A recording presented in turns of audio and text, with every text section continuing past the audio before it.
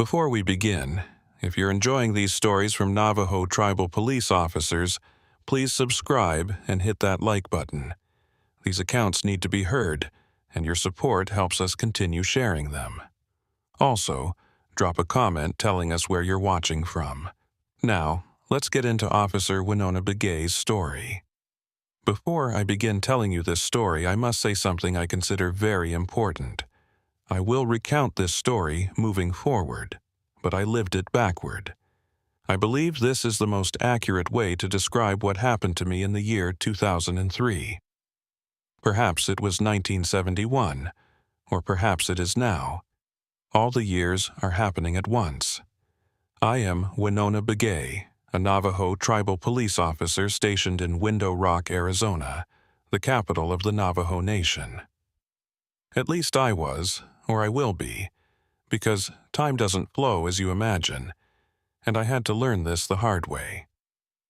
It started on what I thought was a normal Tuesday morning, October 14th, 2003. I woke up in my apartment on the east side of Window Rock, made coffee, put on my uniform, checked my service weapon. Standard routine. I'd been doing this for 8 years, and the ritual was comforting in its predictability.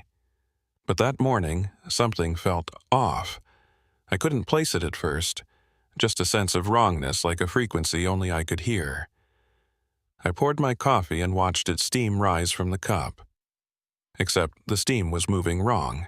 Instead of rising and dissipating, it was condensing, pulling back down into the liquid. I blinked, looked again. Normal steam, rising like it should. I chalked it up to not enough sleep and headed to the station. The Navajo Nation Police Department headquarters in Window Rock is a modern building, all glass and territorial sandstone, sitting in the shadow of the sacred rock formation that gives the town its name. Tsegahudzani, the rock with a hole in it. A massive natural arch, like a window in the stone, looking out over the valley. I'd grown up looking at that rock. My grandmother used to tell me stories about it, about how the holy people had put it there as a reminder that we should always look through to the other side, see beyond the immediate, understand that there's always more than what's visible. That morning, the rock looked different. The light was wrong, or the angle, or something. The window seemed deeper than usual, like it was opening into a space that shouldn't exist. I shook it off and went inside. My shift briefing was normal. Sergeant Yazzie went over the day's assignments. I was on patrol in the Window Rock district, covering the government complex and surrounding areas. Nothing unusual. A few calls about speeding, a couple of domestic situations to check on, the standard stuff. "Begay," Yazzie said as I was heading out. "You feeling okay? You look pale." "I'm fine, Sergeant, just didn't sleep well." "All right, radio if you need anything and stay hydrated. It's going to be hot today." Except it wasn't hot. It was October and the air was cool. Why would he say that? I got in my patrol unit and started my route. The radio was acting strange. Dispatch communications were coming through garbled, words in the wrong order. I had to ask for repeats 3 times before I understood a simple location check. Around 10 a.m., I got the call that would change everything. "Unit 7, we have a 1054 at the base of Window Rock. Possible DOA. Respond immediately." A dead body, I acknowledged and headed to the location, activating my lights. When I arrived, there was already a small crowd gathered. Tourists, mostly, who'd been visiting the sacred site. They were standing at a distance, looking shaken. A young man was pointing toward the rock formation. I approached him first. "Sir, I'm Officer Begay. Can you tell me what you saw?" His response came out backwards. Not like he was speaking another language, but like someone had reversed an audio recording. Vowels in the wrong places. Consonants inverted. "Kekor eit red nu idoba sa erat." I stared at him. I'm sorry, can you repeat that? He looked confused and said it again, the same way. Backwards. I felt a chill run down my spine. I turned to another witness, an older woman. Ma'am, did you see what happened here? Ot declau a nate DNA kikor 8 morph lef ah backwards. They were all speaking backwards. No. Wait. I closed my eyes and really listened. Not to the sounds, but to the meaning underneath them. And suddenly I could understand. There was a body under the rock. He fell from the rock and then walked to me. He fell and then walked. I left the witnesses and approached the base of Window Rock where they'd indicated. And there he was. A man, maybe 40 years old, wearing hiking clothes. He was lying face up on the rocks, neck bent at an impossible angle. Very dead. Except I watched as his chest moved, up, down, a breath. No, not a breath. The opposite of a breath. His lungs were deflating, then inflating, backwards breathing, and then he sat up. I drew my weapon on instinct. Sir, don't move! But he did move. He moved in reverse. His body untwisted, the broken neck straightening, bones knitting back together. He stood up, walked backwards toward the rock face, and then, impossibly, fell upward. I watched him ascend, flying in reverse up the side of Window Rock, his body tumbling upward until he reached the top and stood there, whole and alive. Then he waved at me and vanished. I stood there, gun drawn, staring at empty air where a dead man had just fallen upward and disappeared. The tourists were screaming now, but their screams were wrong. The sounds came after they'd closed their mouths, like the audio was delayed and reversed. I grabbed my radio. Dispatch, this is Unit 7. I need... What did I need? What could I possibly say? Unit 7, please repeat. Your transmission is unclear. I'm at Window Rock. There was a body, but he's not dead. Or he was dead, but now he's not. He fell upward. The witnesses are speaking backwards. Silence on the radio. Then, Unit 7, return to station immediately. Sergeant Yazzie wants to speak with you. I drove back, my hands shaking on the wheel. The road signs were backwards. Not mirror image backwards, but temporally backwards. The exit I'd just passed was ahead of me. The intersection I was approaching I'd already crossed. At the station, Yazzie met me in his office. He looked concerned. Winona, I need you to take a breathalyzer test. Sergeant, I'm not drunk. Something's wrong with time, or with me, or with Window Rock. Just take the test. I did. It came back 0. Of course it did. Yazzie studied me. Look, I'm going to be straight with you. You've been acting strange all week. Forgetting things, mixing up the order of events. Yesterday, you filed a report before the incident happened. You dated it October 15th, but it was October 13th. That's impossible. Today is October 14th. Today is October 13th, Winona. I looked at the calendar on his wall, October 13th, 2003. But I'd woken up on October 14th. I was sure of it. I'm sending you home, Yazzie said. Get some rest. See the department counselor tomorrow. We'll figure this out. I drove home in a daze. Something was deeply wrong, but I couldn't articulate what. It wasn't that time was moving backwards. It was that I was. That night, I sat in my apartment and tested it. I took a glass of water and deliberately spilled it on the table. I watched as the water spread, pooling, running towards the edge. And then it started flowing backward. The puddle contracted, droplets climbing back up the glass's side, water filling the container until it was full again. The spill had never happened. No, the spill was about to happen. I was seeing the future, not the past. Or I was living the past, but backwards. I grabbed my journal, the one I kept for personal notes, and opened it to today's entry. Except the entry was already written in my handwriting describing this exact moment.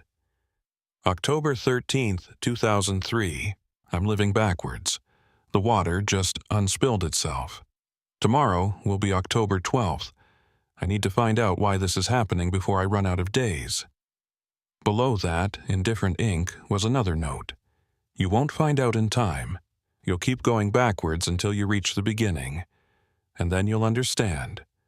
But by then, you won't be you anymore. Winona, October 1st. My hands were shaking.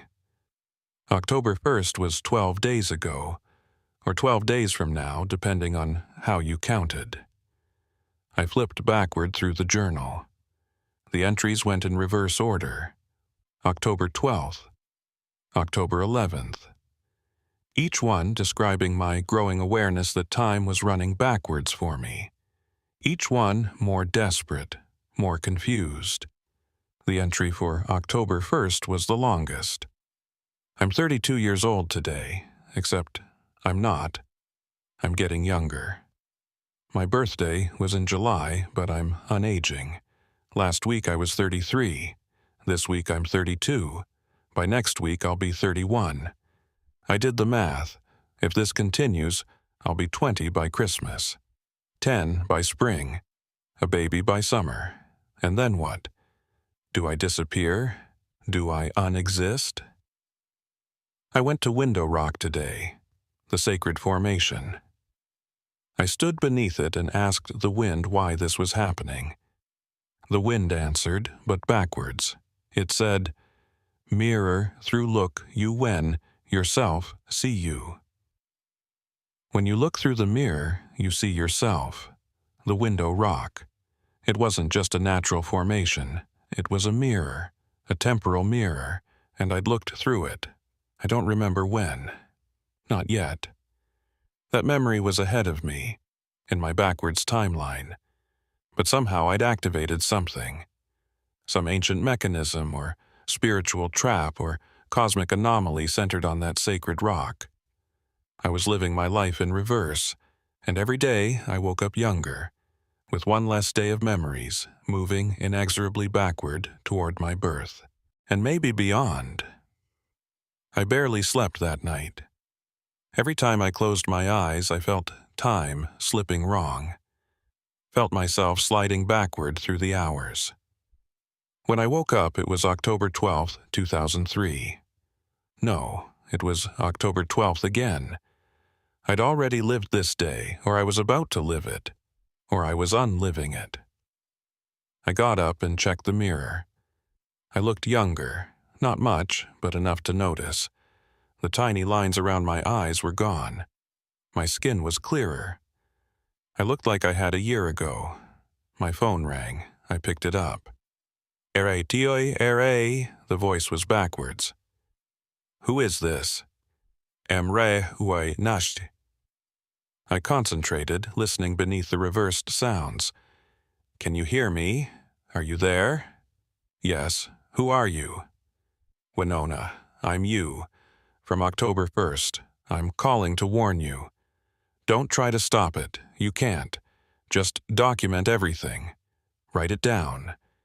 Because when you get to where I am, you'll need to remember. Remember what? Why we looked through the window. Why we started this. It was on purpose, Winona. We chose this. The line went dead. I sat there, the phone in my hand, trying to process. I'd called myself from the future, or from the past, from a point in my backwards journey that I hadn't reached yet, and I'd said I'd chosen this. Why would I choose to live my life in reverse? I went to work because I didn't know what else to do. Sergeant Yazzie looked at me strangely. "You're here? I thought I sent you home yesterday." "You did. This is today. Winona, yesterday was today. Today is yesterday. You need to see the counselor." But I couldn't explain that to him. Yesterday was tomorrow for me. Every day was the previous day. I was sliding backwards through the calendar, and soon I'd slide backwards through the years. I spent that day investigating. I went to the tribal library and researched window rock, looking for any legends about temporal anomalies or backwards time. I found a story from the 1890s. A medicine man had warned people not to look through the rock's window at sunset on certain days because you might see your own reflection coming from the other direction. And if you did, you'd swap places with it. Your past self would move forward while your present self moved backward. But why would anyone do that deliberately? I went to Window Rock that evening, as the sun was setting. I stood at the base and looked up at that massive natural arch, and I saw myself, standing at the top, looking down at me. But older, late 30s, maybe 40. The me I would have been in the forward timeline. I, waved, and then she jumped. She fell, but not down. She fell upward or inward, through the window in the rock. And as she disappeared into that impossible space, I felt something shift. A memory surfaced, not from my past, but from my future. From October 1st, when I'd stood at the top of Window Rock and made the choice. I'd seen something. In the forward timeline, in the future I was heading toward, something terrible was going to happen. A disaster, a tragedy, something that would devastate the Navajo Nation. And the only way to stop it was to go back, to live backwards through time until I reached the point where it could be prevented, to carry the knowledge of the future back to the past. But to do that, I had to give up my forward life. Had to sacrifice my linear existence and become something else, something that moved against the current of time. I'd chosen this, and now I was living with that choice one backwards day at a time. That night, I wrote everything in my journal, knowing that in a few days, which were actually past days for everyone else, I'd need these notes to understand what was happening. I went to sleep on October 12th. I woke up on October 11th, younger still, with fewer memories of the forward timeline and more memories of the backward one. The murder I'd investigated, the man who fell upward, I suddenly remembered it differently. I remembered chasing him, trying to stop him from jumping because I knew he was going to reverse fall up into the window. The investigation wasn't solving a death. It was preventing a reverse birth, stopping him from being pulled backward through time like I was. But I'd failed. He'd jumped anyway, and now he was somewhere in his own backwards journey, unraveling through the years. How many others had done this? How many people had looked through Window Rock and chosen to move against time? And what were we all moving toward? I continued my backwards life, watching the calendar count down. October 10th, October 9th, October 8th. Each morning I was younger. Each day I remembered less of my adult life and more of my childhood. My apartment started feeling wrong, too modern, not the place I remembered. Because I was remembering the past, which was my future now. By October 5th, I was clearly in my mid-20s. My uniform didn't fit right anymore. My colleagues looked at me strangely, but they couldn't see what I saw. To them, I was the same Winona, just acting weird. To me, I was disappearing day by day.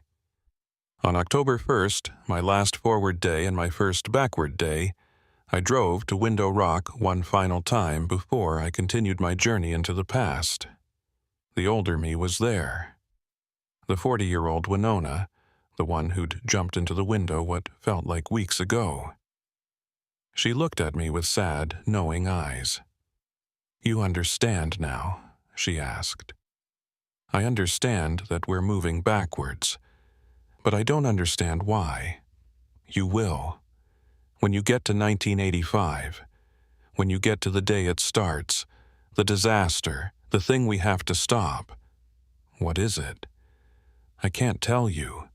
You have to discover it yourself, or you won't believe it, or you won't be able to change it.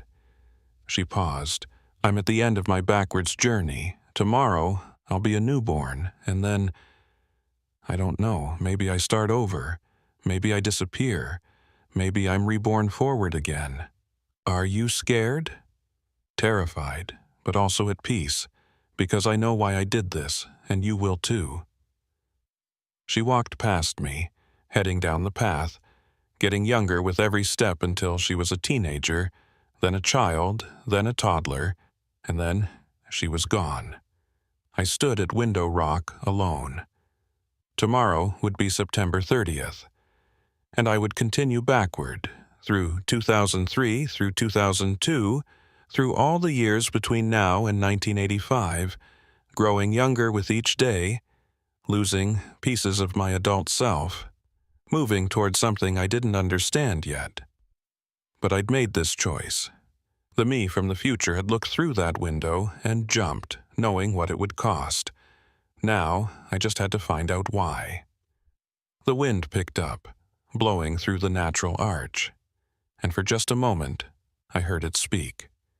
Backwards, as always, but I understood it now. Emit ni kakab og tsum uoi, erituf et evsa odi. To save the future, you must go back in time. I took a deep breath and stepped forward into my backward journey. September 30th was waiting for me, and somewhere in the past, 1985 was waiting too. The hardest part about living backwards wasn't the physical changes or the reversed conversations. It was the loneliness of experiencing time in the opposite direction from everyone else. Every goodbye was actually a hello. Every ending was a beginning. Every loss was a reunion I'd already forgotten. By mid-September 2003, I'd stopped going to work. How could I?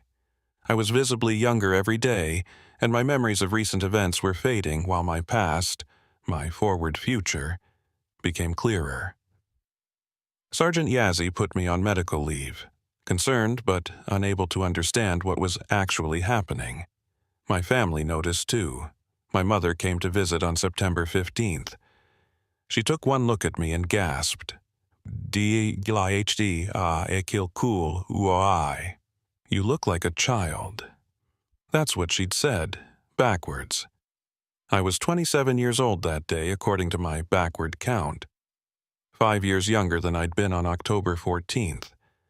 5 years of my adult life erased. Mom, I said, I need to tell you something. I'm living backwards. Time is running in reverse for me. She sat down heavily, her face showing fear and understanding in equal measure. My mother was a medicine woman, respected in the community. She'd spent her life walking the line between the traditional Navajo ways and the modern world. The window rock, she said quietly. You looked through it. How did you know? Because others have done this before. Not many, not in recent times, but the stories are there. The ones who walk backwards through time to fix what can't be fixed going forward. Why didn't you warn me? I did. When you were 28. You asked me about Window Rock, about the old stories. I told you never to look through it at sunset during the autumnal equinox. I told you it was dangerous. I didn't remember that conversation. It was still ahead of me, in my backward journey, but I would remember it eventually, as I unaged toward 28. What happens when I reach my birth? I asked. My mother's eyes filled with tears. I don't know. The stories don't say. Some believe you're reborn, start the forward journey again with the knowledge you've carried back. Others believe you simply cease, that you unbecome. Is there a way to stop it? Only one. Accomplish what you set out to do. Fix what was broken. Then the window will release you, let you move forward again.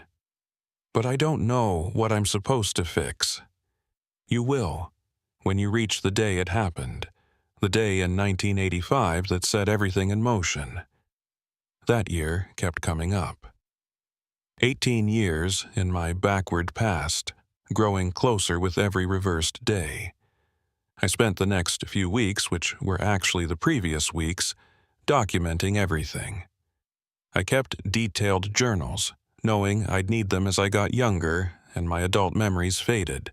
I recorded videos of myself explaining what was happening, leaving them in a safe deposit box with instructions to give them to me in the past. By September 1st, 2003, I was 23. I looked like a college student. My police uniform sat in my closet, far too big now. The gun I'd carried for 8 years felt wrong in my smaller hands. I stopped sleeping in my apartment. It felt alien, like a place belonging to someone older, someone I used to be but wasn't anymore. I moved back to my mother's house into my childhood bedroom, where the reverse aging felt less jarring. The calendar rolled backward. September became August. August became July. By July 1st, I was 20. A young adult, technically, but feeling younger every day. My memories of being a police officer were fading, replaced by clearer memories of college, of high school, of childhood. I reread my journals every day, forcing myself to remember what I'd learned. The window rock. The choice I'd made. The disaster in 1985 that I needed to prevent. But what disaster? What could be so catastrophic that I'd sacrifice my entire adult life to stop it? In June, I started having dreams. Not normal dreams, but memories playing in reverse. I saw myself graduating from the police academy, but backwards, removing my badge, taking off the uniform for the first time, walking backwards out of the ceremony. I saw myself in college, unlearning lessons, unwriting papers, relationships ending before they began. I saw my teenage years, events I'd forgotten coming back in crystal clarity, and I saw hints of 1985. Fragments, pieces of memory that hadn't fully formed yet because I hadn't lived them backwards yet. A fire, people screaming, something collapsing, and a decision I'd made, or would make, depending on perspective, that had set the disaster in motion. By May, I was 18, still legally an adult, but feeling like a teenager again. My mother watched over me carefully, treating me like the daughter I was becoming rather than the police officer I'd been. I asked her about 1985. What happened that year? Something important? Something bad? She looked away. You were 14. It was a hard year for all of us. Why? You'll remember when you get there. And when you do, you'll understand why you chose this path. April. I was 17. The calendar showed 2003, but I was living 1989 again, emotionally and physically. High school memories dominated my thoughts. My police career felt like a dream, distant and unreal. March. 16. The physical changes were accelerating. I was losing height, my features softening, my voice rising in pitch. February 15, January 14. And then, on New Year's Day 2003, which was really New Year's Day 1985 for me, I woke up and remembered. I was 14 years old, and I was there. The memory hit me like a physical blow. January 1st, 1985. My family had gone to Window Rock for a New Year's ceremony, a traditional gathering organized by the elders to welcome the new year and honor the sacred site.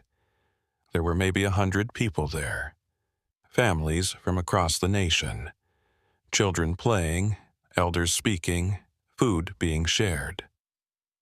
And then the wind changed. It started blowing backwards, though no one noticed at first. Just a strange sensation, a feeling of wrongness. I was 14, standing near the base of the rock, and I saw it happen. A group of tourists, ignoring the warnings, had climbed to the top of Window Rock to get a better view. It was forbidden, sacred ground, but they didn't care. They stood at the edge of the natural arch, taking photos, laughing. And then one of them looked through the window at just the wrong moment. At sunset on New Year's Day, when the sun aligned perfectly with the arch, he saw his reflection. But it wasn't his reflection. It was his past self, moving forward while he moved backward. He screamed and fell, not down, sideways, through the window, into the temporal mirror. His fall triggered something, a cascade, a chain reaction. The window opened fully, and suddenly everyone at the ceremony was caught in its pull. Past and future overlapped. People saw themselves at different ages. Children saw their adult selves. Elders saw their younger selves. Time fractured and splintered. And then the rock collapsed. Not the whole formation, but part of it. Weakened by the temporal stress, a section of the arch broke away and fell on the crowd below.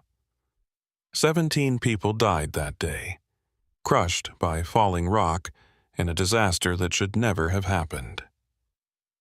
My father was one of them. I stood there, 14 years old, watching my father die under tons of stone, while time ran backwards and forwards simultaneously, while past and future collided in a disaster that no one could prevent. And in that moment of trauma and grief, something had changed in me. A seed was planted, a seed that would grow over the next 18 years until I became a police officer, until I was 32 years old, until I stood at Window Rock on October 14th, 2003, and made the choice. I was going to go back. I was going to prevent the disaster. I was going to save my father. That was why I'd looked through the window. That was why I'd chosen to live backwards, to sacrifice my adult life, to unage all the way to this point, to get one more chance. Now I was here. New Year's Day, 2003 in the calendar, but emotionally and physically living as my 14-year-old self, reliving 1985. The ceremony was tomorrow, January 1st, 1985. I had one day to figure out how to stop it, but there was a problem. I was 14. No one would listen to me. I had no authority, no credibility. I couldn't tell the tribal elders to cancel the ceremony based on a 32-year-old police officer's memories trapped in a teenager's body. And even if I could, would stopping the ceremony prevent the disaster? Or would it just happen differently?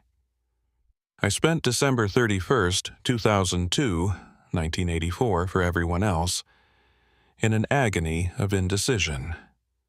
I couldn't tell my parents. My mother wouldn't believe me. She didn't know about Window Rock's dangers yet. Wouldn't know until I warned her when I was 28. My father was alive, healthy, with no idea he had one day left to live. I couldn't tell the police. I wasn't a police officer anymore.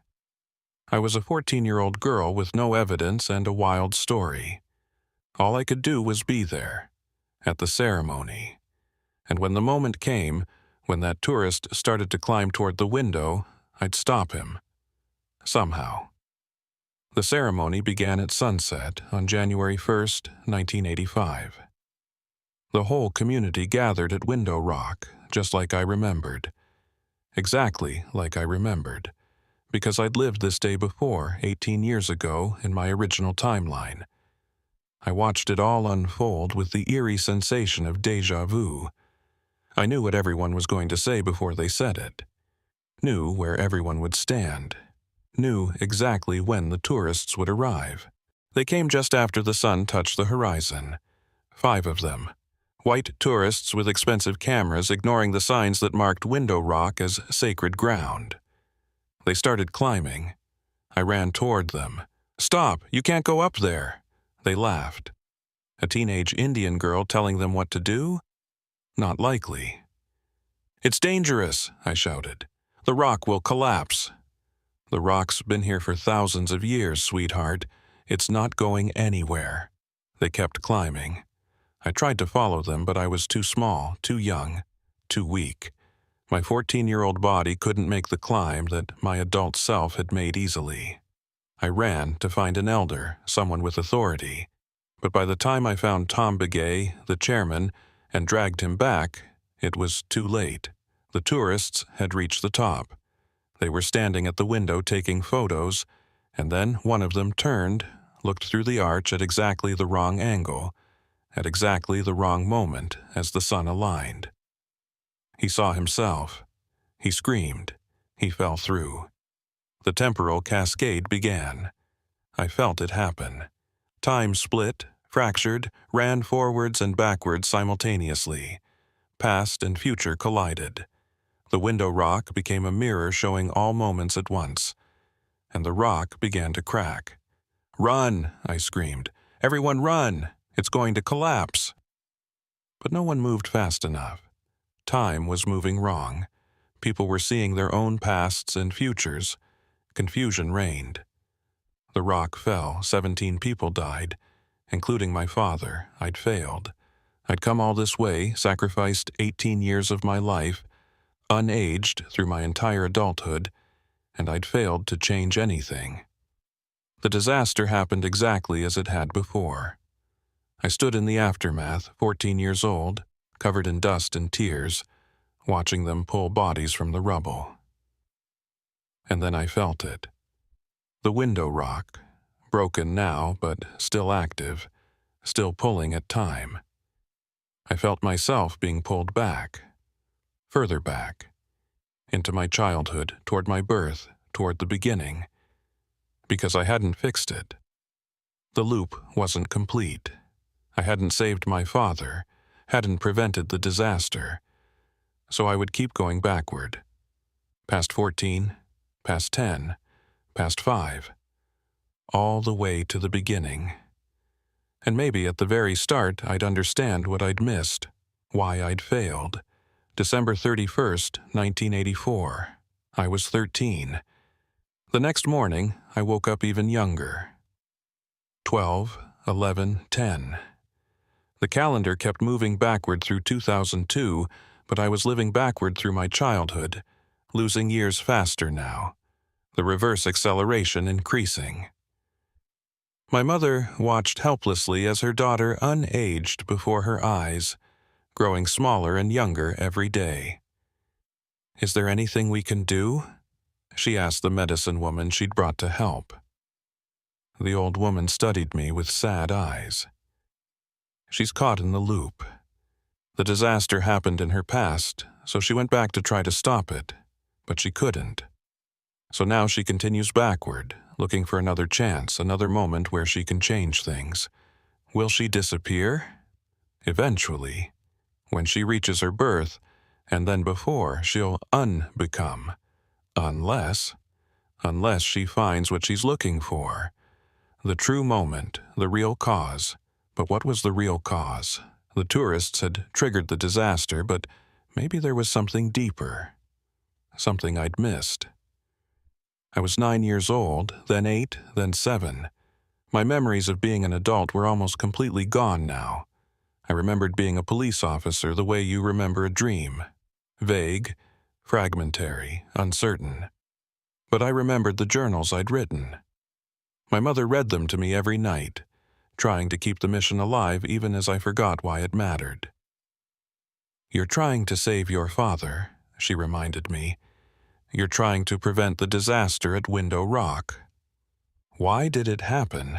I asked in my child's voice. "Because the tourists climbed the rock and looked through the window. But why were they allowed to climb it? Why wasn't it protected?"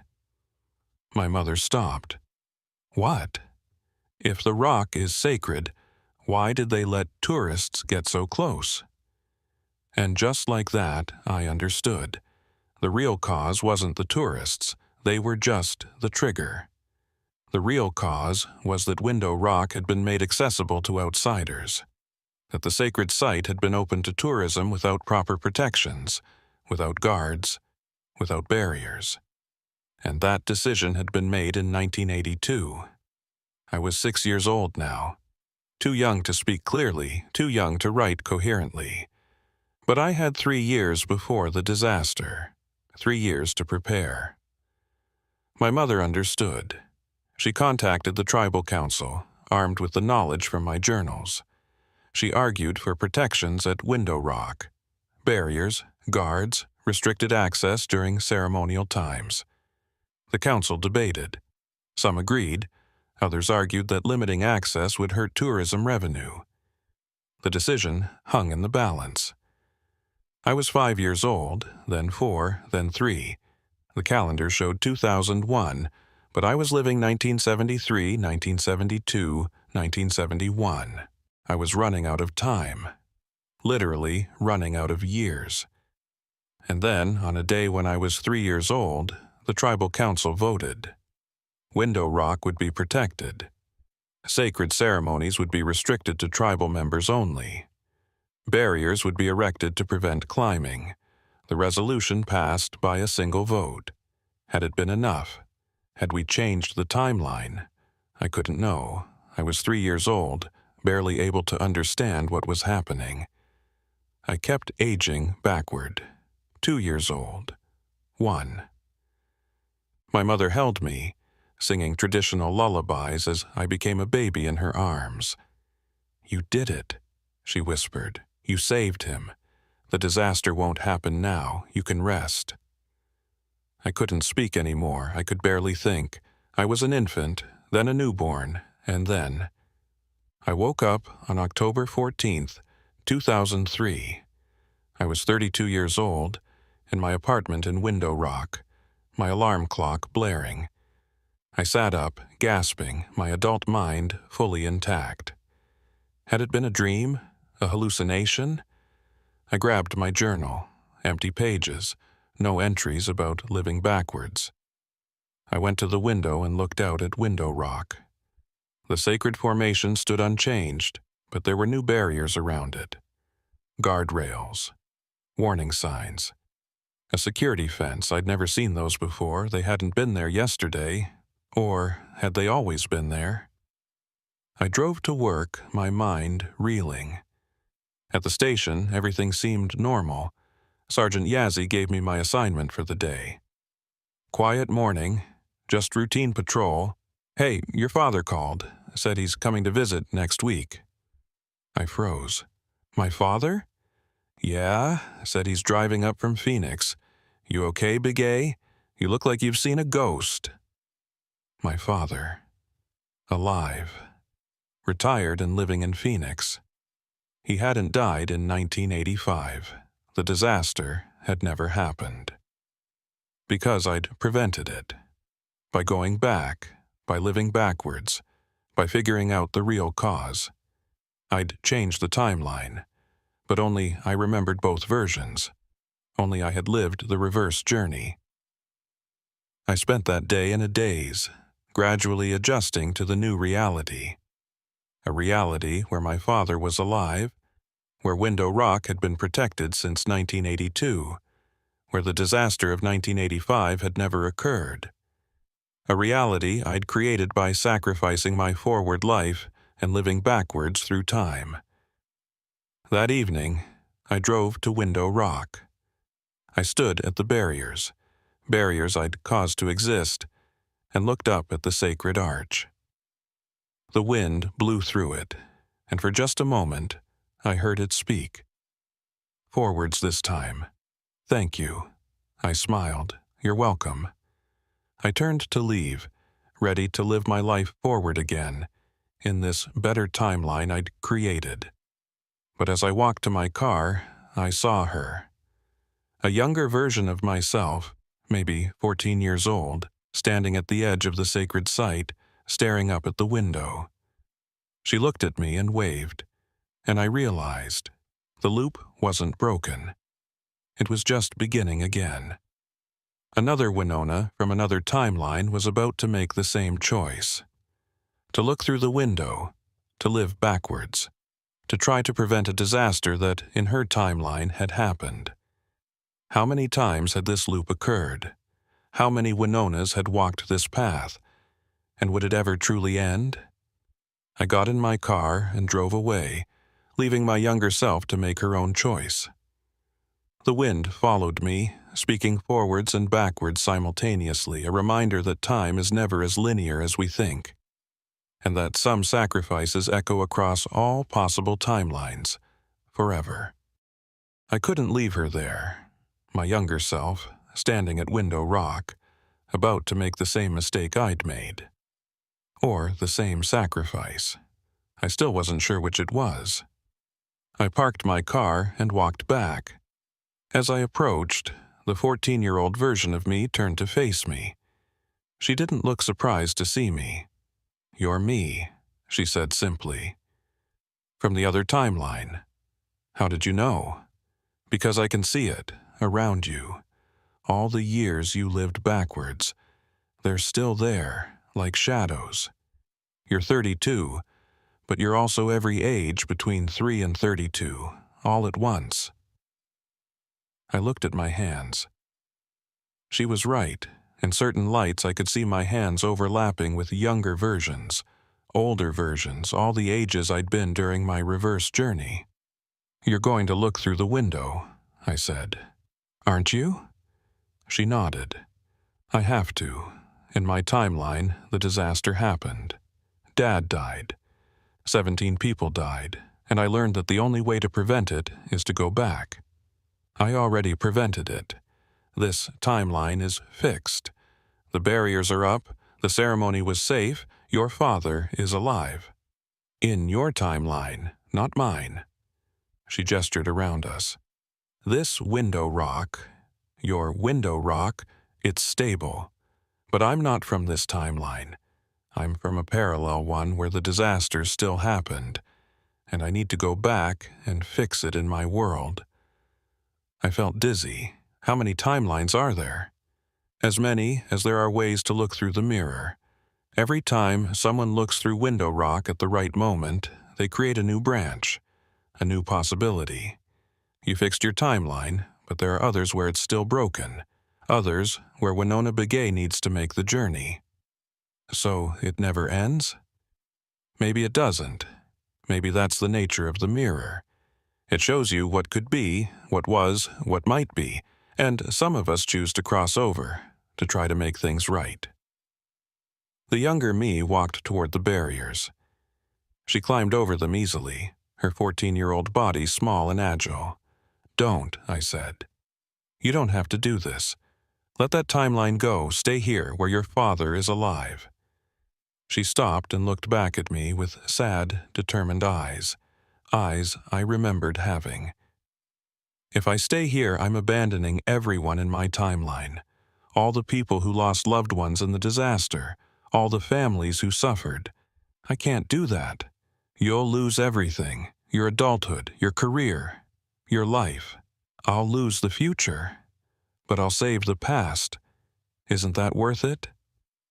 I didn't have an answer, because I'd made the same choice, and I still wasn't sure if it had been worth it. She climbed toward the arch as the sun began to set. The light aligned with the window, and I saw her silhouette against the sky. She looked through. She saw herself. She jumped, and she was gone, pulled into the reverse timeline, beginning her own backward journey. I stood there alone as night fell, understanding finally what Window Rock really was. It wasn't just a sacred site. It wasn't just a natural formation. It was a nexus, a point where all timelines intersected, where past and future and present and parallel all existed simultaneously. A mirror that reflected not just light, but time itself, and it would keep calling people. Keep offering them the choice. Keep creating loops within loops, timelines within timelines, an infinite branching of possibilities. I walked back to my car, but I didn't go home. Instead, I drove to my mother's house. She was waiting on the porch, as if she'd known I was coming. "You saw another one," she said. Not a question. She looked just like me, same age I was when the disaster happened. "There have been others before you, before her. The stories go back generations." My mother led me inside and showed me something I'd never seen before. A box of journals, dozens of them, each written by a different hand. These are the accounts of the others who walked backwards through time. Some from 100 years ago, some from 50 years ago, some recent. She pulled out a journal at random and opened it. Listen to this one. My name is Betty Tso. I am 35 years old, and I'm growing younger every day. I looked through the window rock on the summer solstice and saw my past self. I swapped places with her because, in the forward timeline, my daughter died in a car accident. I am going back to the day before the accident. I am going back to save her. My mother closed the journal. She succeeded. Her daughter lived in the new timeline. But Betty continued backwards until she unbecame. She left these journals so we would know, so we would understand. I picked up another journal. This one was dated 1924. I am John Yazzie. I am 28 years old and becoming younger. I looked through the window to prevent the influenza epidemic that killed half my village. I'm going back to the spring of 1918 when it began. I will warn them. I will save them. And another from 1956. My name is Alice Benally. I am 42 and unaging. I am going back to stop the uranium mining before it poisons our land and our people. Dozens of journals. Dozens of people who'd made the same choice, who'd sacrificed their forward lives to fix something in the past. Did they all succeed? I asked. In their own timelines, yes. They created better versions of reality, but it doesn't change all the timelines, just the ones they create through their journey. So, there are still timelines where the disasters happened. Yes. And there are still people in those timelines who will look through the window and make the journey backwards. It's an infinite loop. Each person fixes their timeline but creates the possibility for someone else to need to fix theirs. I felt the weight of it crushing down on me. How do we stop it? How do we close the window? My mother shook her head. I don't think we can, and I'm not sure we should. The window serves a purpose. It gives people a chance to make things right, to sacrifice themselves for the greater good. That's not a curse.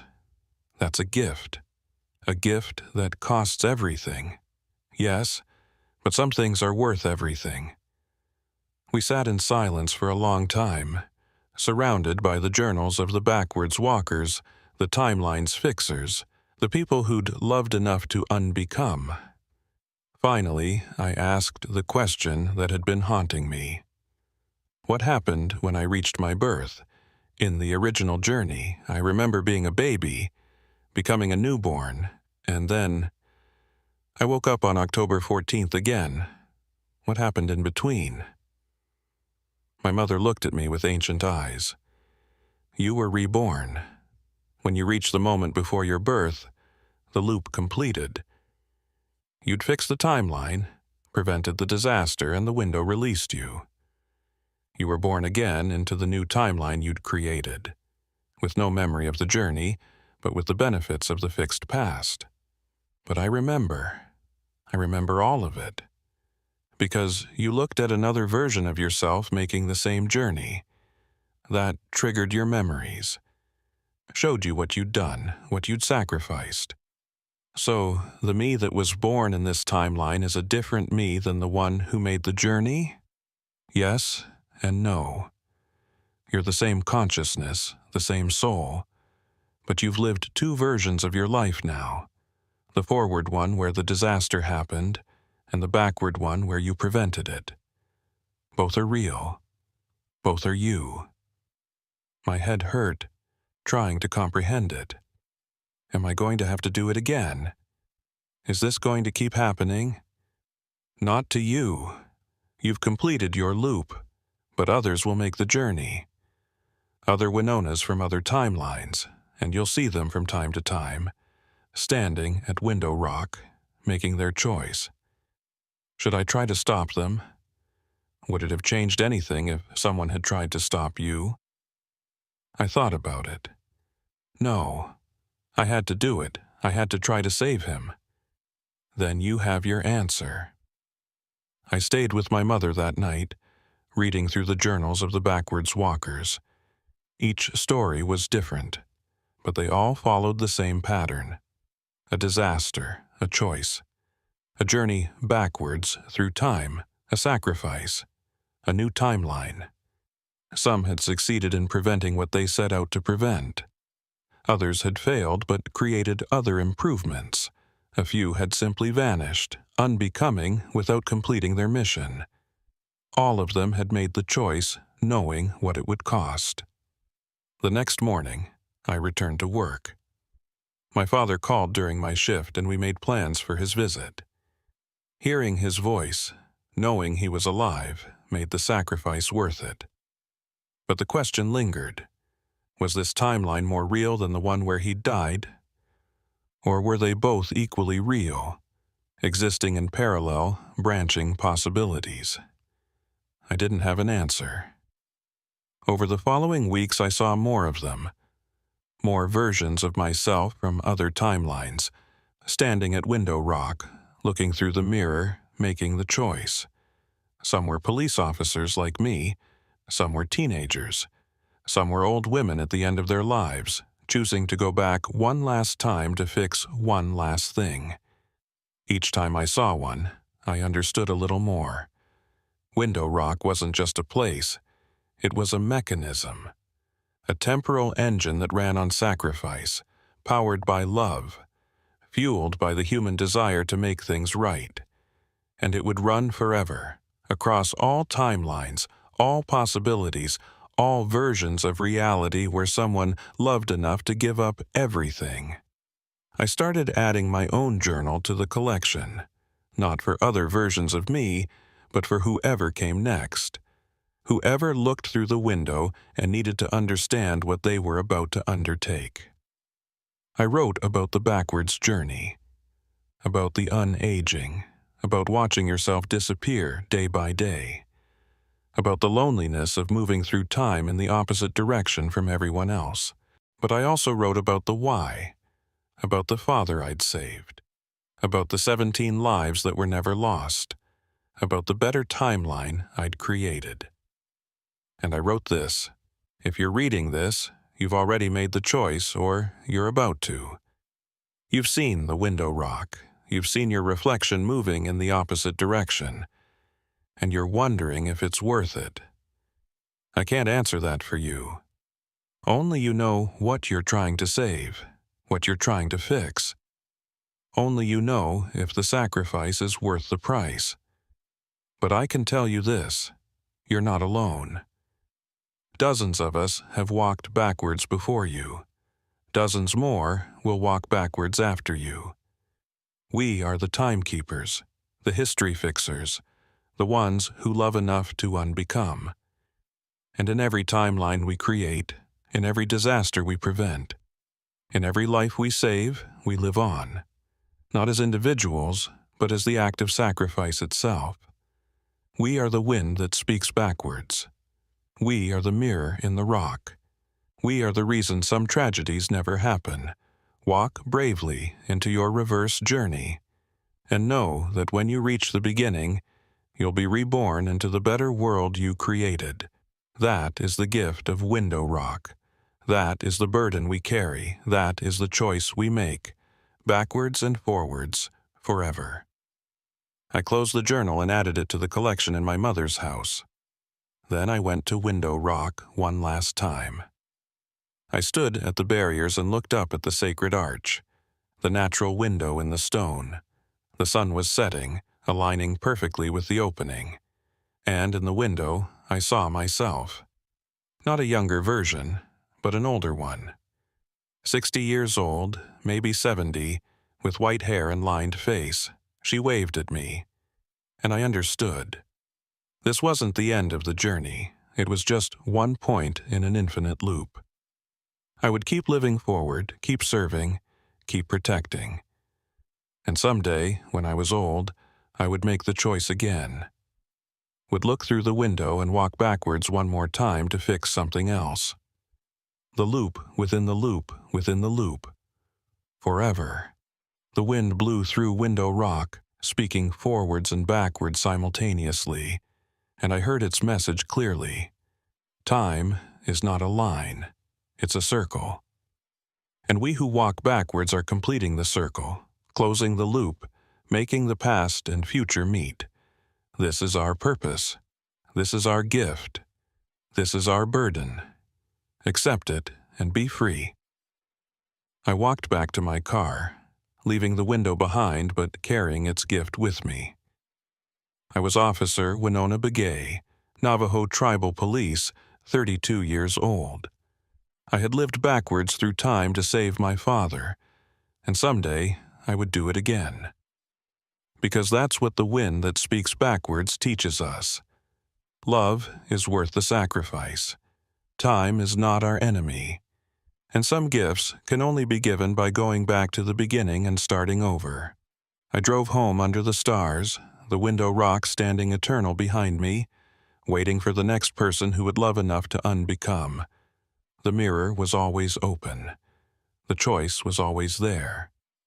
And somewhere, in another timeline, another Winona was just beginning her backwards journey. May she walk bravely. May she find what she's looking for. May she be reborn into the better world she creates, as we all are, as we all will be forever. 27 years passed in the forward timeline. I lived them normally, linearly, aging one day at a time like everyone else. I continued my work as a tribal police officer, earned my sergeant's stripes, eventually became a lieutenant. The uniform changed, the equipment upgraded, but the mission remained the same: protect and serve the Navajo Nation. I married in 2007. His name was Thomas Nez, a teacher at the Window Rock High School. He taught Navajo language and history, working to preserve what colonization had tried to erase. We met at a community event, and I told him on our third date about the backwards journey I'd made. I expected him to think I was crazy, but he just nodded. My grandmother used to tell stories about the backwards walkers, he said. People who loved so much they broke time itself. I always thought they were legends, but you're real. Does that scare you? No, it makes me understand why you look at your father the way you do. Like every moment with him is a gift. We had 3 children: Emma, born in 2008, Jacob in 2010, and Winona, named after me, in 2013. I watched them grow, treasuring every milestone, every scraped knee, every parent-teacher conference. Because I knew what it cost to have this life. I knew that in another timeline these children didn't exist. My father attended my wedding. He walked me down the aisle, alive and healthy because I'd gone backwards and saved him. His hands shook with age now, but his grip was firm as he placed my hand in Thomas's. He whispered in Navajo, "You gave me this day, daughter. You gave me everything." He became a grandfather to my children, the kind of grandfather who had infinite patience for their questions and infinite pockets full of hard candies. He taught them the old stories, the traditional ways, things I'd been too young to appreciate when I first heard them.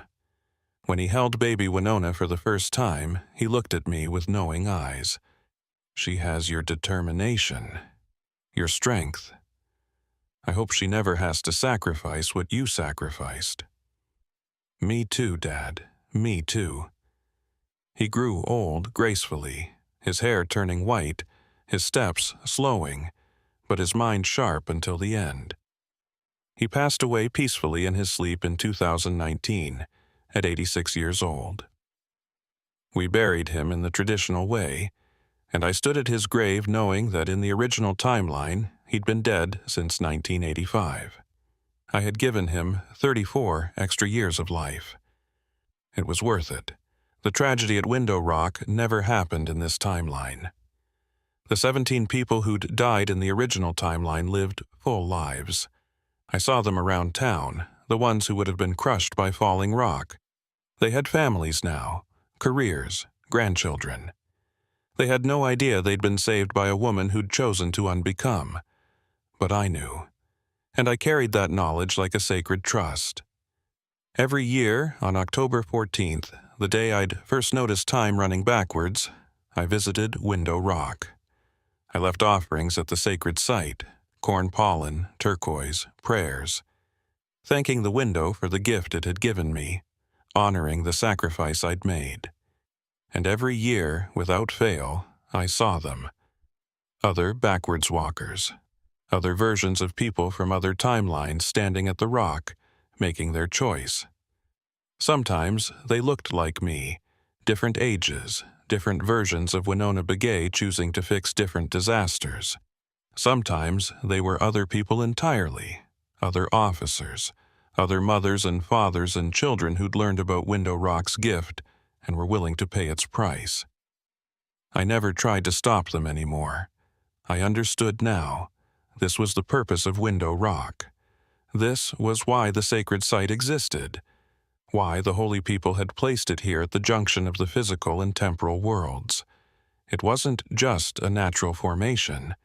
It was a gift, a mercy, a way to fix what couldn't be fixed going forward. A safety valve built into the fabric of time itself, allowing those with enough love and courage to go back and make things right. But mercy always comes at a price, and I was about to learn what that price would ultimately be. In 2030, when I was 59 years old and contemplating retirement, I got the call that would change everything again. A disturbance at Window Rock. Someone had breached the barriers, the very barriers that existed because of my backwards journey, and was attempting to climb to the arch. I responded personally. After all these years, Window Rock was still my responsibility, my sacred trust. When I arrived, I saw her immediately. She was 70 years old, maybe older, with white hair pulled back in a traditional bun. Her face was lined with decades of living, but her eyes were sharp, alert, familiar. She wore civilian clothes, but carried herself with the bearing of someone who'd spent a lifetime in uniform. I recognized her instantly, because I'd seen her before. In the window, 27 years ago, waving at my younger self. She was me. The future version I'd glimpsed that day, now here in the present, about to make the choice I'd made almost 3 decades earlier. I approached slowly, my hand near my weapon out of habit, though I knew I wouldn't use it. "How do you arrest yourself?" "Officer Begay," she said, using my maiden name. Her voice was my voice, aged by years of use. Or should I say, Lieutenant Nez now. "You're me," I said simply. "From the future." From a future, one of many possible futures. In my timeline, your timeline diverged from mine in 2031. Something different happened. Something terrible. She looked past me at the sacred rock formation. And I'm going back to prevent it. What happened? She studied me for a long moment, as if deciding what to tell me. In my timeline, in 2045, there was a nuclear accident. A private company had built a small reactor facility just off the nation's eastern border, supposedly to provide power to surrounding communities. They cut corners, ignored safety protocols, falsified inspection reports. I felt my stomach drop. How bad? Catastrophic.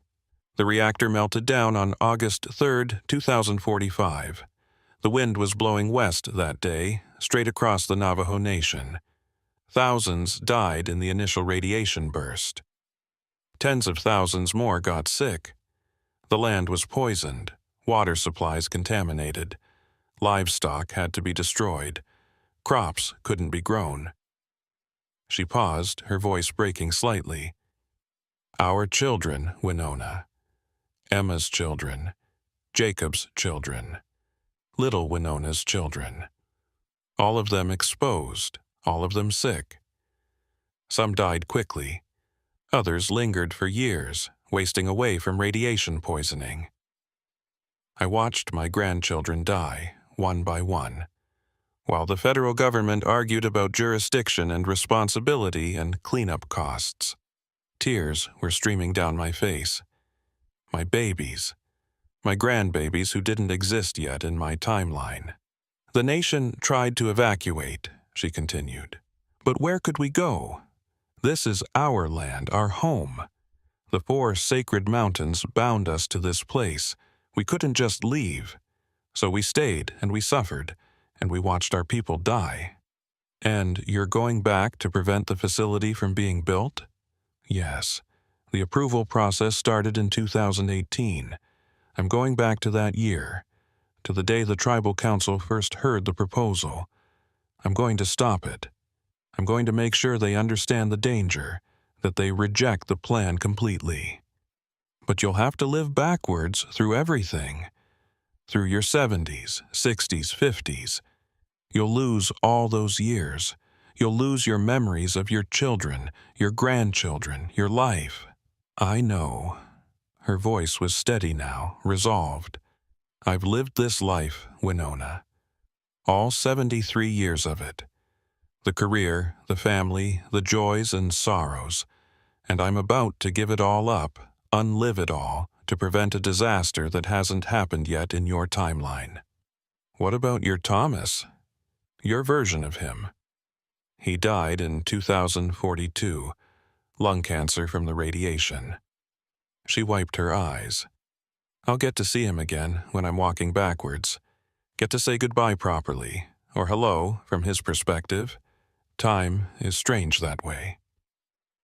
I looked at this older version of myself, weathered, determined, still carrying the same sense of duty that had defined my life. Our life.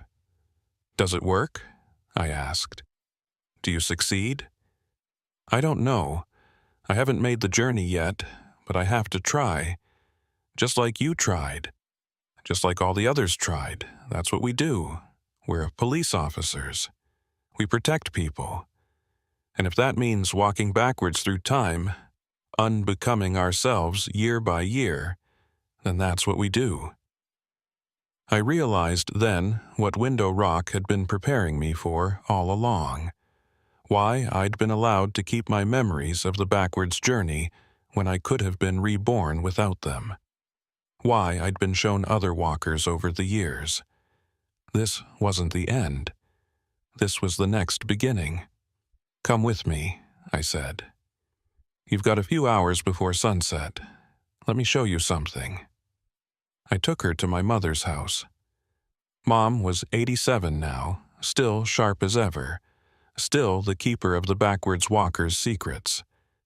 When she saw the older me walk through her door, she smiled. Another one, she said softly. Welcome home, daughter. I showed my future self the collection of journals, which had grown significantly over the years. There were hundreds now, accounts from backwards walkers spanning 2 centuries, each one a story of sacrifice, of love powerful enough to break time. I've read them all, the older me said. In my timeline, I wanted to understand what I was about to do, to know I wasn't alone. You're not alone. You never will be. I pulled out my own journal, the one I'd written after my backwards journey. I want you to read this, my account, so you'll know what to expect. She read it silently, tears falling onto the pages. When she finished, she looked up at me. You saved 17 people. I'm trying to save thousands, but the cost is the same, everything. Our lives, our memories, our existence in the forward timeline. It's worth it, I said. I know it doesn't feel like it right now, but it is. When you're reborn into the fixed timeline, when you wake up and your grandchildren are healthy and alive and the land is clean, it'll be worth it. Tell me something, she said. When you were walking backwards, when you were getting younger every day, losing your memories of being an adult, were you afraid? I thought about it carefully. Yes, terrified, but also peaceful, because I knew why I was doing it, and that gave me strength. We spent the afternoon together, two versions of the same woman separated by 14 years and infinite choices. She told me about the life I hadn't lived yet, my children's futures in her timeline, my grandchildren's names, the career milestones ahead of me, and I told her about the life she was about to unlive. Reminded her of the good times, the moments worth holding on to even as she let them go. As the sun began to set, we walked to Window Rock together. My mother came too, along with Thomas and our children. They didn't fully understand what was happening, but they knew it was important. At the base of the sacred rock, the older me knelt and scattered corn pollen in the 4 directions. She sang a protection prayer in Navajo, her voice cracking with age and emotion. Then she stood and began to climb. I watched her ascend, this 73-year-old woman climbing toward the natural arch with determination that defied her years. She was strong. We had always been strong. At the top, she paused at the window in the rock. The sun was touching the horizon now, the light aligning perfectly with the opening. "Thank you," she called down, "for making the choice in 2003 for saving Dad. For creating this better timeline. I got to have him in my life because of you. Got to have a father who was there for my wedding, who held his grandchildren, who lived a full life.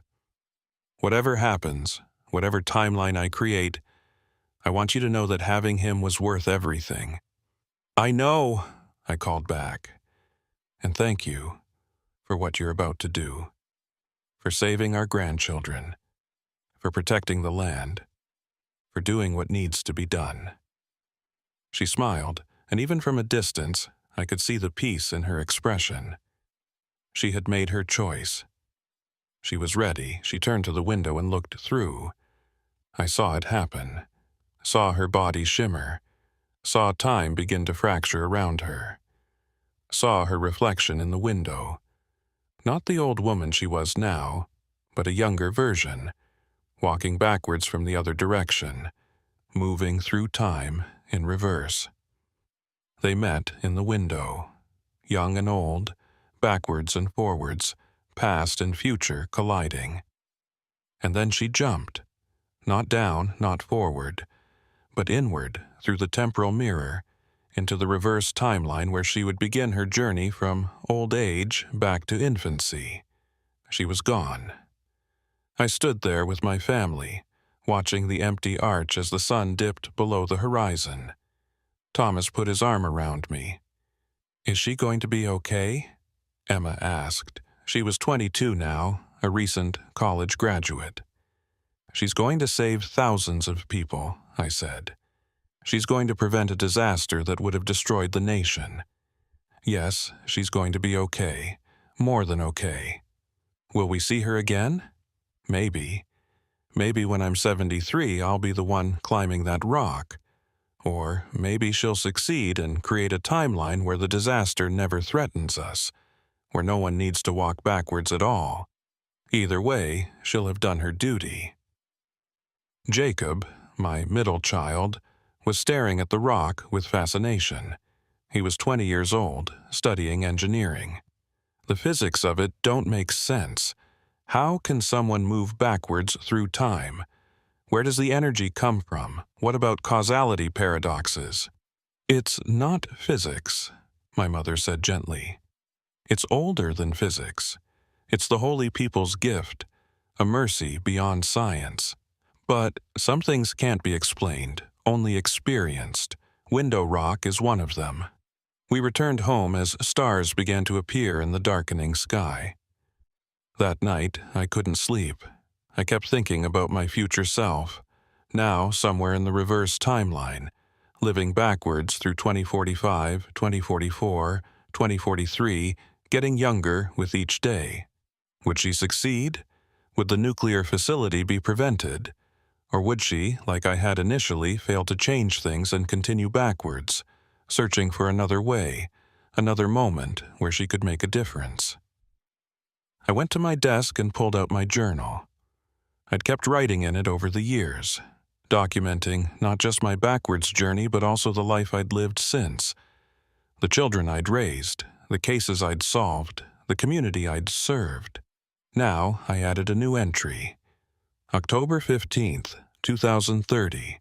I met myself today, my 73-year-old self, from a timeline where nuclear disaster destroys the nation. She's gone back to prevent it, walking the backwards path I walked 27 years ago. Watching her climb Window Rock, I understood something I hadn't fully grasped before. The backwards journey isn't a curse or even just a sacrifice. It's an act of faith. Faith that love can overcome entropy. Faith that time can be changed. Faith that one person's sacrifice can create ripples that save thousands. I don't know if she'll succeed, but I know she'll try with everything she has. Because that's what we do. That's who we are. We are the backwards walkers, the time fixers, the ones who love enough to unbecome. And we will keep walking, keep sacrificing, keep fixing across infinite timelines and infinite possibilities until every version of reality is as good as we can make it. That is our gift, that is our burden, that is our purpose. The years continued. I watched my children grow into adults, get married, have children of their own. My first grandchild was born in 2031, Emma's daughter, who she named Margaret after my mother. And in 2045, the year the nuclear disaster should have happened in my older self's timeline, nothing happened. No reactor facility existed near the nation's border. The proposal had been rejected back in 2018 by an unusually passionate tribal council vote. Had she succeeded? Had my older self managed to prevent it? I like to think so. But I also knew that in infinite timelines there might be versions where she was still walking backwards, still searching for the right moment to make the change. Every year, on October 14th, I continued my vigil at Window Rock, and every year I saw them, more backwards walkers, more versions of people from countless timelines standing at the sacred rock, making their impossible choice. I saw myself at different ages, 40, 50, 60, 80, each one from a different timeline, each one trying to prevent a different disaster. Nuclear accidents, pandemics, droughts, famines, wars. Each Winona with her own mission, her own sacrifice to make. But I also saw others, people I didn't know, from families I'd never met, with faces and names that varied wildly. A young man trying to save his sister, an old woman trying to prevent her grandson's death, a middle-aged teacher trying to stop a school from closing, all of them willing to walk backwards, to give up their forward lives, to unbecome themselves for love. I started documenting them all, taking notes on each backwards walker I saw, adding their stories to the collection. My mother helped at first, but as she grew older and her memory began to fail, the task fell entirely to me. When she passed away in 2039 at 96, I inherited the full collection. Hundreds of journals, filling an entire room in my house. The collective wisdom of generations of backwards walkers, all of us trying to make the world better one sacrifice at a time. I read them all, cover to cover, stories spanning 2 centuries across countless timelines. And I began to see the pattern. Window Rock wasn't just calling individuals. It was calling families, bloodlines. The Begays, the Yazzies, the Tsos, the Benalis. Certain families appeared again and again in the journals. Generation after generation, someone from these families would look through the window and walk backwards. We were all connected, not just across timelines, but across generations. The backwards walking was in our blood, our legacy, our duty. And I began to understand that this was intentional. The holy people hadn't just created Window Rock as a random mercy. They'd chosen specific families to be its guardians, its workers, its backwards walkers. We were the temporal caretakers of the Navajo Nation, reaching across time to fix what was broken. It was 2045 now.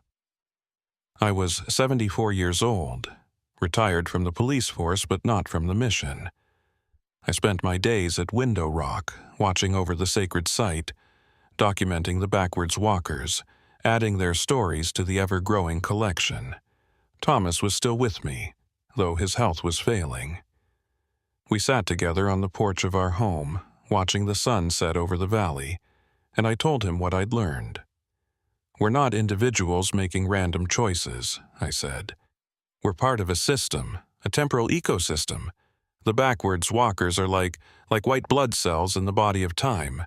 When there's an infection, a disaster, a trauma, we respond. We go back. We fix it. And you're one of the white blood cells," Thomas said, his voice weak but warm. "I am, I was, I will be again." "What do you mean?" I looked at him, this man I'd loved for 38 years, and I knew I had to tell him the truth. "I'm going to do it again, soon. I can feel it. Window Rock is calling me." His eyes widened. "What disaster? What are you trying to prevent?"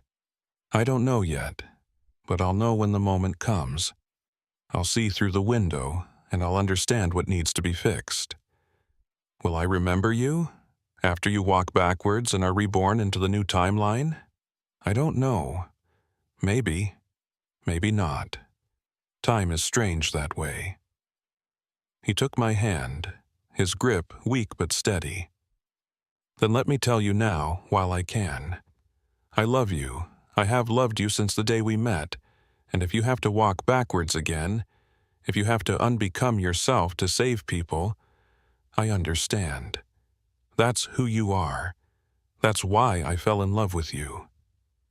I held him as the sun set, memorizing this moment, knowing it might be one of the last we shared in this timeline. Thomas passed away 3 weeks later. Peacefully, in his sleep, just like my father had. I buried him in the traditional way and mourned him the traditional way. But I also knew I'd see him again.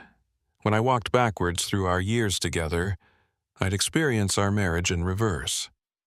Every goodbye would be a hello, every ending a beginning. That thought gave me comfort as I prepared for what was coming. On October 14th, 2045, exactly 42 years after my first backwards journey, I went to Window Rock at sunset. I stood at the barriers I'd caused to exist, looking up at the sacred arch. The sun was aligning with the window, the light perfect, the moment right. And I saw myself in the window, not a younger version, not an older version, but all the versions at once. Every age I'd been, every age I would be, every timeline I'd existed in, all overlapping, all real, all me. I understood then what I hadn't understood 42 years ago. I wasn't a single person walking backwards through time. I was a consciousness experiencing itself through infinite iterations, learning with each journey, growing with each sacrifice, becoming something more than human with each backwards walk. I was becoming the wind itself, the force that moves through Window Rock, carrying messages across timelines, guiding other backwards walkers, whispering truths to those who stand at the sacred arch contemplating their choice. All the Winonas across all the timelines weren't separate beings. We were one consciousness, experiencing time in infinite ways, learning that love could overcome even the arrow of entropy itself. I climbed. My 74-year-old body protested every step, but I kept going. This was my purpose. This was why I'd been born into a family of backwards walkers. At the top, I stood at the window and looked through. I saw everything, every timeline, every possibility, every disaster prevented and every one still to come. Every Winona who had walked backwards and everyone who would. I saw my future, my past, stretching out before me in reverse. 2044, 2043, 2042, all the way back to my birth and beyond, into the temporal foam where all possibilities existed simultaneously. And I saw what I needed to prevent. It wasn't one disaster, it was all of them. Every tragedy, every trauma, every moment of suffering across all timelines. I wasn't going back to fix one thing. I was going back to become the permanent guardian, the eternal watcher, the consciousness that existed outside linear time to protect all versions of the Navajo Nation. This was the final journey, the one that would take me beyond birth, beyond unbecoming, into a state of eternal temporal presence. I would become Window Rock itself, or rather, the consciousness within it, the voice in the wind that speaks backwards and forwards. I took a deep breath and jumped, and as I fell through the window, through the mirror, through the barrier between linear and nonlinear time, I felt myself expanding. I was Winona at 74, beginning the backwards journey. I was Winona at 32, making the first backwards walk. I was Winona at 14, watching the original disaster.